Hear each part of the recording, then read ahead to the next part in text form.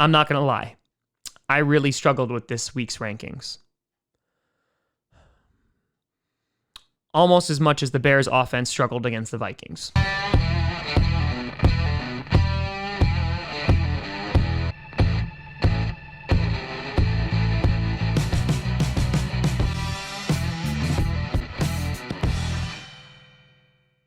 Grossi Posse Packer Nation. Welcome to another episode of Packcast, the podcast where you don't have to be a Packers fan, but it sure does help. I'm your host, Tom. Yeah, the Packers barely beat the Jaguars, but at least we haven't lost 4 straight. I have to make fun of the Bears because I can't make fun of the Vikings right now. That's sad. Grossi, and today we will be presenting you the top 10 power rankings heading into week 11 of the NFL. Before we get to that, I want to do a big shout out and thank you to some brand new YouTube members. First, we got Travis Herco, we have Drazier, we have Eric Schwett, and we have Urser87. A big shout out and thank you to you all. Now, I wasn't lying when I said that I really struggled. I spent a good hour and a half just trying to figure out who my number 3 was going to be, because I feel like the top 2 are pretty obvious, and then after that, it's a total crap show. Are the Seahawks on here? Are the Raiders on here? What about the Titans? Do they deserve to be on here anymore? And then you have the Rams winning. The Dolphins are continuously winning. What is going on? And so there might be some controversy here on the top 10 power rankings this week, because this was really difficult to try to figure out. At least we can agree that the Green Bay Packers are going to be the only NFC North team on here. Got him again! Starting off with number 10, you got the Arizona Cardinals, simply because of the Hail Murray. Literally the only reason that they're going to be on here. Now, here's the thing. The Cardinals are a good football team. I have talked about the Cardinals ad nauseum on this show. I have praised their offense up and down, especially the play of Kyler Murray and DeAndre Hopkins, who is one of the best wide receivers in the NFL. But I'm still not convinced that their defense could carry them far into the playoffs. But I will say, kind of like the Seahawks were doing, if they just outscore their opponents by a lot and just keep on scoring touchdowns, it really doesn't matter what happens to your defense. And here, well, the Cardinals pulled off some damn magic, beating a very good Bills team. One of the greatest plays that I've seen since, I don't know, all the ones that Aaron Rodgers did.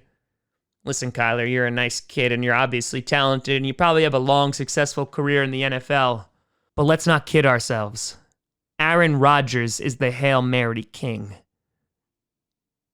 But it was still a really good throw. So the Cardinals are actually going to edge out the Seahawks here because Russell Wilson, man, has been struggling. Multiple turnovers you saw from this past Sunday.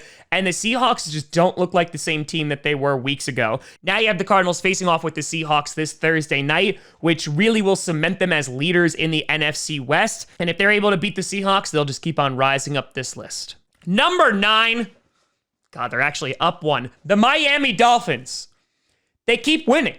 They just keep winning. Tua was solid again, now 3-0 as a starter, and their defense and special teams keep on pulling out miraculous plays week in and week out. Is this going to be sustainable? Is there going to be able to continue this? Who cares? We're just along for the ride right now. And right now, the Dolphins are playing pretty damn good football. I don't know if they're going to be able to actually take the division, but I mean, it'd be cool to see them in the playoffs. Why not? Number 8, jumping up a bunch of spots. You got the Vegas Raiders, and this is where I really struggled with them on the list. I actually wanted to put the Raiders lower, but I couldn't justify putting them below the Dolphins and the Cardinals. And so this whole back half, really, I struggled with this greatly. And here's why I'm kind of going to crap on the Raiders a little bit, but obviously they're on the list, and then I'm going to bring them back up again. The Raiders have been winning football games. There is no doubt about it. Had they been beating really good teams? Not so much. However, I will give credit where credit is due. They knocked off the Kansas City Chiefs a while ago, and they're going to have an opportunity to do that again on Sunday night. Here's the positive. That defense beat the ever-living crap out of Drew Lock. 4 interceptions on the day. Josh Jacobs, one of the best running backs right now in the NFL, bulldozed through that Broncos defensive line. And so I like a lot of that. My question is, are they a real team? Are they one that is going to be able to actually make waves in the playoffs. There's articles already coming out talking about, oh, is this John Gruden's best season? And is this the best team that he's ever coached? And blah, blah, blah, blah, blah, blah, blah, blah, blah. And no, the Buccaneers were. Can't give you a ton of confidence. I'm going to put you at number 8. You sweep the Chiefs, and you'll stay on the list, and you'll keep on rising. So you hear that, Raiders fans? That's on you. Number 7, we got big falling downs for the Baltimore Ravens. I watched that game. I streamed that game on Sunday night when they were playing in the middle of a typhoon, and my lights were flickering, and I was wondering if the power was going to go out, and thankfully it didn't. However, I wish that the Ravens showed some damn power on offense because they were so lackluster. Where is the team that I watched last year carve up defenses with an amazing run game, with amazing play by Lamar Jackson? It seems to have just gone. And last week, Lamar Jackson was talking about how defense were able to call out the offensive plays. That's a big old problem, and that's a reflection on your offensive coordinator. And here, maybe the Patriots weren't able to call out plays, but this was just sloppy-ass football, and it wasn't just because of the weather. They have no run game to speak of right now with Dobbins and returning Mark Ingram. Lamar Jackson, he does the very best he can when he scrambles, and he's still able to make some of the throws, but throwing a costly pick right before the half really, really hurt them. And while the Patriots are not a very good football team this year, they're one of those teams that still will let you beat yourselves. And that's exactly what the Ravens did. And I think that they have just proven that they can't come back from a deficit. Now, I will say the Packers are kind of similar in that we saw that with the Buccaneers game, and we saw that last year as well, that when they're down, it's really difficult for them to get back into the game. This was just a 10-point swing, though, and the Ravens have just not looked like a great football team. They've been inconsistent, to say the least, and they're going to be playing the Titans next week, which is a game that both teams desperately need to win. The Ravens, I still think, will be in the playoffs, obviously, but how far they're going to go? If this game is any indication, it's not going to be far. Number 6, just outside the top 5, I got the Green Bay Packers. The Green Bay Packers, they got it done. They won. They did it. The defense stepped up when it needed to. The offense had some uncharacteristic turnovers like a Davante Adams fumble. Also, Aaron Rodgers throwing an interception on a windy, blustery day at Lambeau Field. But yeah, I think that they're going down to number 6. This was another tough one in that the Packers, talking about inconsistent. And Rodgers was on Pat McAfee talking about this today, talking about how there's this expectation to blow out teams. And listen, everybody's a professional in the NFL. All these teams are getting paid to win. And I'm not necessarily overly concerned because you have seen good teams on this list struggle against bad teams or low winning or low achieving teams this year. And, you could chalk it up to a number of different things. It might have just been that team's week to put up a really, really good fight. You look at the Cowboys and the Steelers, for an example. You look at the Panthers and the Chiefs from last week. And this might have just been the Jaguars' day. What gives me hope about this is that Rashawn Gary played really, really well. MVS really, really stepped up. Davante Adams continued to be a god after a couple of drops and, of course, a fumble. And Aaron Rodgers remains as good as ever. Allen Lazard should be coming back next week for the Colts. And I think they're going to be a great test against this Packers team to see where they measure up. The Packers have the talent and the skill to go deep into the playoffs. They're currently the number 1 seed in the NFC. And looking around the NFC, you're seeing a lot of teams start to fall off. You look at teams like the Saints, for example, looked good. Alvin Kamara running that team against the 49ers. However, Drew Brees being injured throws that into jeopardy. The Buccaneers, they looked really good. But last week, they got slapped in the face, and the week prior, they almost lost to the Giants. And so I want to kind of remain unbiased here, and I want to remain as even as possible. That it's not that I'm expecting a blowout every single time, and I think as fans, we can't expect that, right? Because it's just not feasible.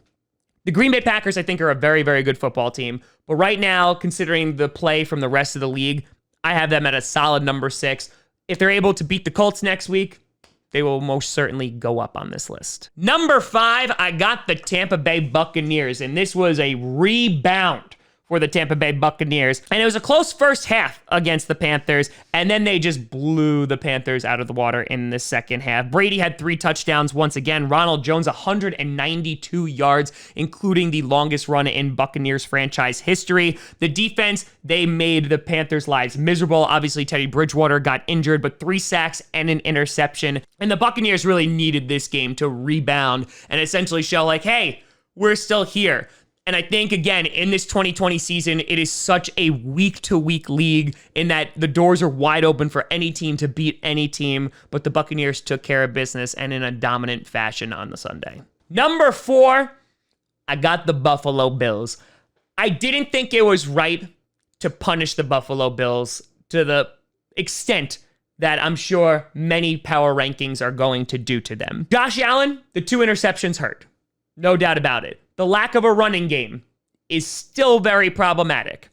However, Josh Allen led that team down with an amazing dart and amazing catch by Stephon Diggs. And besides a miracle happening to them, they played pretty darn good football. Now, it can be a little bit concerning that they're supposed to have one of the best defenses in the league, and they're allowing that to happen. But listen, the NFL is a crazy place. I think the Bills are still a very good football team.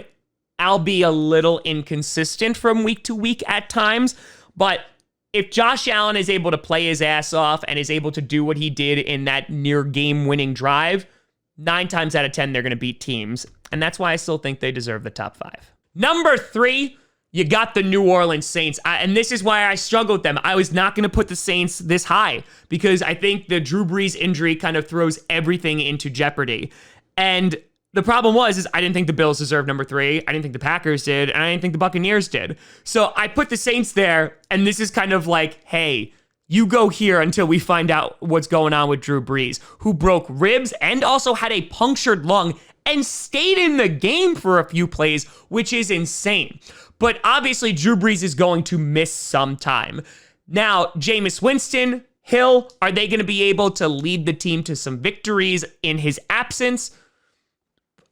I think that they're going to be able to. I mean, you saw Drew Brees obviously get injured last year, and you were able to have Teddy Bridgewater come in and be successful. But really, this has been the story of Alvin Kamara this season. Kamara has literally put that team on his shoulders and has found a ton of success. So if the Saints can hold off and get a couple of wins, they're still going to be in great position for the playoffs and still be in competition for that number 1 seed.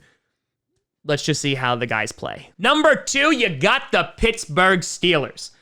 Domination of the Bengals. Domination. Big Ben, 4 touchdowns, 333 yards, and they didn't even have a run game to do it. This was all Big Ben and, of course, that defense. Johnson had 6 receptions for 116 yards and a touchdown. TJ Watt with a 2-sack game, a total of 4 sacks for the Steelers defense, and they are still the only undefeated team in the NFL.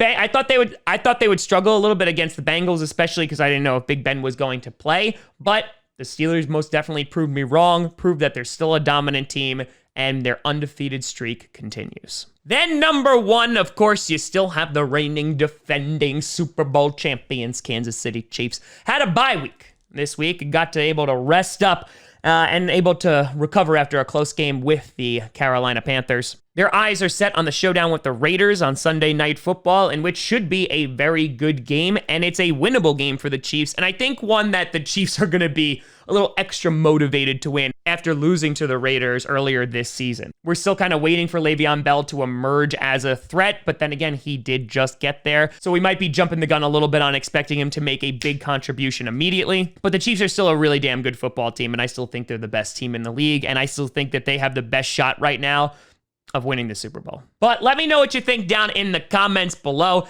Any teams like the Seahawks or the Titans or even the Rams that you think should be on this list, let me know. You guys find me at TomGrossiComedy.com or Tom Grossi Comedy on all social media. See down below. Check out podcasts on SoundCloud, iTunes, Google Play Music, Spotify, and of course YouTube. And a big shout out and thank you to all the patrons over at patreon.com/TomGrossiComedy and the YouTube members. But thank you so much for watching. I'm Tom Grossi. And as always, go Pack Go.